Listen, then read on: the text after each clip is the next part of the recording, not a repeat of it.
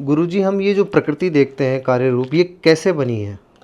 देखिए, ये तो कुछ बनी हुई चीज़ है, बड़ी ही व्यवस्थित है, बुद्धिपूर्वक रचना है और सब प्रयोजन है।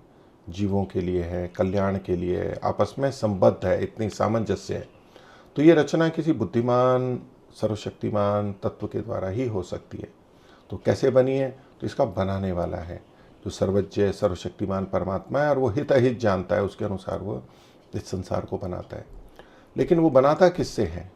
तो ये जो संसार अभी हमें दिख रहा है, यदि इसको विखंडित करें, तोड़ें, तो इसके छोटे छोटे कण होते हैं किसी भी वस्तु के, और छोटे कण तोड़ते जाओ तोड़ते जाओ तोड़ते जाओ, तो अंत में वो कण आएंगे जो कि अविभाज्य होंगे, जो कि टूट नहीं सकते हैं, जो कि नित्य हैं।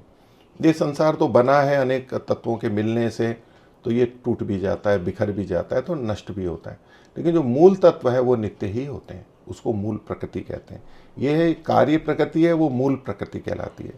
तो परमात्मा अपनी शक्ति सामर्थ्य से उन मूल प्रकृति के तत्वों को, जिसको हमारे यहाँ परंपरा में सत्व रजस तमस इन तीन नामों से किया है, सत्वगुण रजोगुण तमोगुण, ये जो तीन तत्व हैं, इनको मिलाने से ये सारा संसार बनता है।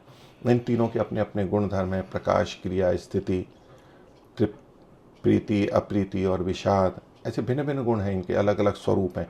इनका ऐसा अच्छा मिश्रण वो करता है, इनका ऐसा समायोजन करता है कि इनके गुण धर्म उभर करके आते हैं। उसी से ये महाभूत बनते हैं, उसी से इंद्रियां बनती हैं, उसी से शरीर बनते हैं, उसी से पेड़ पौधे वनस्पति बनते हैं। और ये ऐसे बनते हैं कि जैसे हम आत्मा उनका उपयोग कर सकते हैं। इन्हीं के माध्यम से हम देख सकते हैं, सुन सकते हैं, चख सकते हैं, चल सकते हैं, जानते हैं, संवेदनाएं हमारे को अनुभव में आती हैं, अंतःकरण भी है, बाहर भी है। ये सब है हमारी बहुत उन्नति के लिए।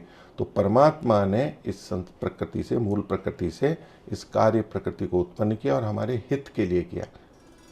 प्रयोजन इसका ये जीवों का हित करना। ऐसे ये सृष्टि बनी है, ऐसे ये प्रकृति बनी है। ओके।